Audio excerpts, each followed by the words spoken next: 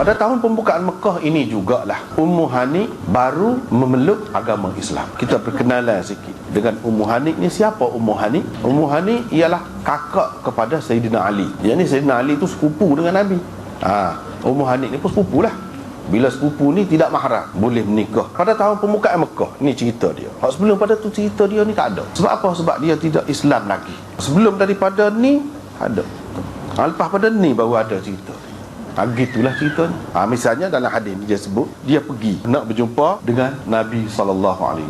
Apa yang dia pergi tu, kalau kita kata tidak di rumah dia, ada benda penting lah tu kira-kiranya. Gapo antara benda pentingnya? Iaitu dia kalau boleh nak suruh Nabi SAW maafkan suami dia yang bernama Hubairah, musuh ketat Nabi SAW. Jangan dihukum lah, minta dilepaskan, dibebaskan dia. Dia nak minta tu. Tapi sia-sia saja usaha dia tu, sebab suami dia tu tak Islam. Bukan sekadar tak Islam saja, dia terus benci kepada Nabi SAW. Setelah sekian ramai dah pada tahun itu, bila Nabi SAW menguasai Mekah tu, ramai masuk Islam. Kalau tidak masuk Islam pun dia tak ada dah nak memusuh, tak ada dah lah. Bahkan bila Nabi SAW ampunkan, maafkan itu, semuanya suka lah, puas hati dah, tak apa dah lah. Tapi Hubairah ni tidak, berbeza dia daripada orang-orang lain kerana dia cabut lari. Boleh jadi dia berasa dia tidak akan terlepas daripada hukuman Nabi, seperti ada seorang dua yang lain yang tidak terlepas sebab teruk sangat kesalahan dia tu. Dia lari pergi ke Najran. Selepas pergi ke Najran itu, dia lari pula pergi ke Rom, dan di sana dia masuk agama Kristian. Tu ceritanya Hubairah ni. Yang kita sebut ini Ummu Hani ni nak berkenalan sedikit sebab ada cerita yang selalu disebarkan dan umum juga dalam masyarakat ini, oleh kerana ada dalam buku-buku tu menjadi rujukan juga orang buat mengaji. Antaranya hak cerita Ummu Hani yang disebutkan dalam sukatan pengajian dulu lah ni, tak tahu pakai lagi ke tidak, boleh jadi pakai lagi dalam sukatan Mutala'ah, Al-Mutala'ah, hak tu sukatan Al-Azhar lah yang dipakai juga di tempat kita ni. Dalam tu ada sebut cerita dan dia tak ada komen apa pun.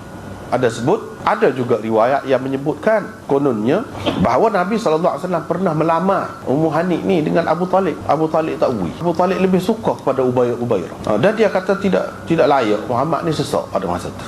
Dia tak bui.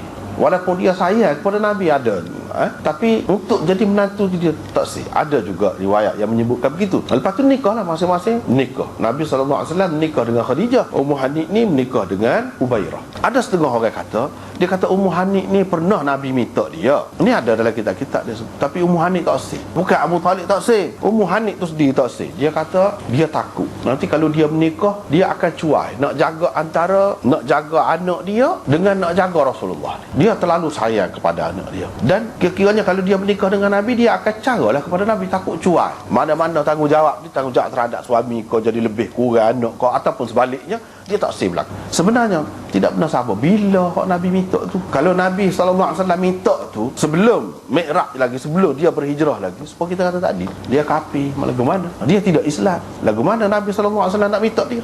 Minta tu bila? Ketika Abu Talib adalah kira-kiranya. Dan sebelum daripada Isra' Mi'raj tu, Abu Talib sudah mati. Minta tu masa mana? Pada ketika tu dia sudah nikah dan bini orang nak minta kan. Yang keduanya dia tu kan kafir. Masa tu dia tidak Islam lagi. Islam ni baru Fatih Makkah ni. Kalau kita kata minta tu ni pada tahun pembukaan Mekah, tak pernah sabar juga. Sebab apa? Setelah suami dia tak ada dan dia Islam, bapa dia tak pernah sabar tu kalau Nabi nak sungguh. Dan anak dia besar mana? Nikah lama dah. Orang lain boleh ada anak juga kan nikah dengan Nabi bapanya. Tu cerita-cerita yang tak pernah sabar. Lama selepas pada tu ni tahun pembukaan Mekah ni, Ummu Hani sudah Islam, suami dia tak Islam lagi.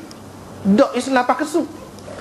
Dia Islam dah. Bahkan isteri Nabi SAW yang terakhir, lepas pada tu ayat Allah SWT kata tak boleh dah nak tukar bini ni. Nak tukar kau tak menikah lain tak boleh. Wala antabaddala bihinna min ba'd, tak boleh nak tukar. Walau a'jabaka husnuhunna illa ma malakat yaminuk. Walaupun kamu kenal kau gapo tak boleh dah. Nak tukar hak lain pun tak boleh. Hak ni molek dah. Cukup dah. Untuk kerja kamu sebagai Rasul tu sudah cukup dah. Bila dia menikah dengan Maimunah, perkahwinan dengan Maimunah pada tahun yang ke-7. Lepas pada tu tak pernah sabar kalau kata Nabi minta lagi. Tak. Sebab apa? sudah ada ayat. Jadi tak pernah sabar kita kata kalau ada cerita-cerita yang seumpama itu. Orang yang tidak kaji, tidak fikir dengan lebih panjang cerita-cerita lagu ni, dia boleh telan dengan mudah saja. Tetapi kepada orang yang mengaji hadis, dia tidak mudah tertipu dengan benda-benda lagu ni. Sebab apa? Kalau hadis itu bercanggah dengan Quran, tidak sahih. Mesti hadis tu kali. Hadis ni dia tidak bercanggah dengan Quran. Itu tanda hadis sahih. Dalam banyak kitab-kitab tu tak ada sanad. Tapi ada juga ada sanad. Misalnya dalam Tabari dan lain-lain cerita yang sama. Tetapi tak boleh lepas daripada Ibnu Ishaq juga. Ataupun ada perawi-perawi lain yang cacat dan tidak boleh diterima, seperti Abu Harun Al-Abdi dan lain-lain lagi. Dengan adanya perawi-perawi yang seumpama ini, cerita ni tak boleh diterima. Dia kalau hadis ni hadis tidak kuat, hadis maudhu', palsu, dia adalah bendanya, kita boleh kesal. Dia kalau hadis itu tak betul, cerita tak betul, lagu tu lah jadinya. Salah satu tanda hadis itu maudhu', cerita tu palsu, ialah nampak Nabi itu rendah, hina, tidak sesuai dengan dia tu sebagai seorang Nabi. Tidak sesuai berlaku begitu kepada Nabi SAW. Itu dari segi logik orang panggil, dari segi kaedahnya orang panggil kaedah dirayah. Dirayah ni logik lah, guna logik. Apa semua cerita-cerita yang seumpama ini ada, dikatakan Nabi Isra' Mi'raj daripada rumah Ummu Hani, dan begini-begini Nabi nak kepada Ummu Hani tak say lah, macam-macam cerita ni. Apa? Kita kena ingat lah, sebab Ummu Hani ni kakak kepada Sayyidina Ali kan. Syiah ni dia lebih sama Sayyidina Ali. Tak boleh kalau kurang. Setiap peristiwa, setiap gapo-gapo hak besar-besar mesti kena ada peranan Sayyidina Ali. Kalau tidak secara langsung, Sayyidina Ali pun ada beranak dia lah, adik-beradik dia ke. Dan Ibnu Ishaq tu siapa? Syiah. Bila Syiah dia masuk, haluh cara dia masuk. Orang hak tak khabar kena ke dia. Cara dia tu halus. Macam cerita ni serupa juga. Sebab apa? Sebab Ummu Hani itu kakak Sayyidina Ali. Peranan Sayyidina Ali tak ada secara langsung. Dia nak seseorang jenis nak cerita keberkatan, segala keberkatan. Memang Syiah lagu tu, segala keberkatan dalam Islam ni disebabkan keluarga Sayyidina Ali. Situ pergi. Tak boleh tak ada Sayyidina Ali.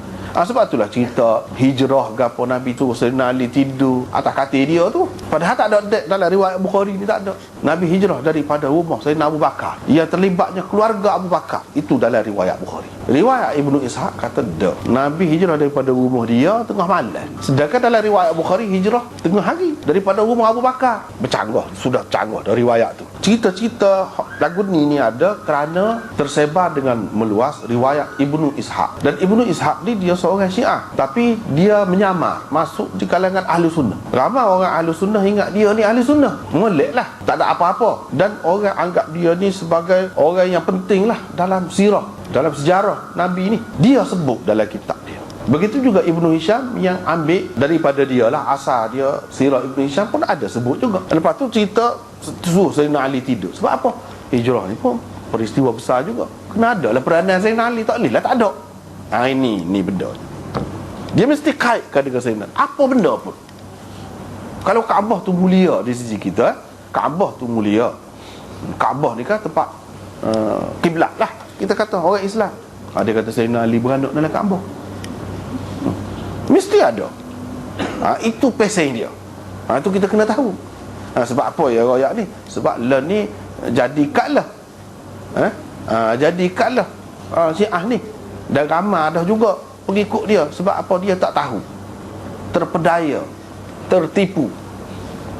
Sebab benda-benda saat ni tak mengaji lah. Sebab tak mengaji. Kalau mengaji molek, tidak jadi lagu tu. Jadi cerita ni pun lagu tu lah juga. Apa dikaitkan dengan Ummu Hani? Sebab Ummu Hani tu kakak Sayyidina Ali. Tu je.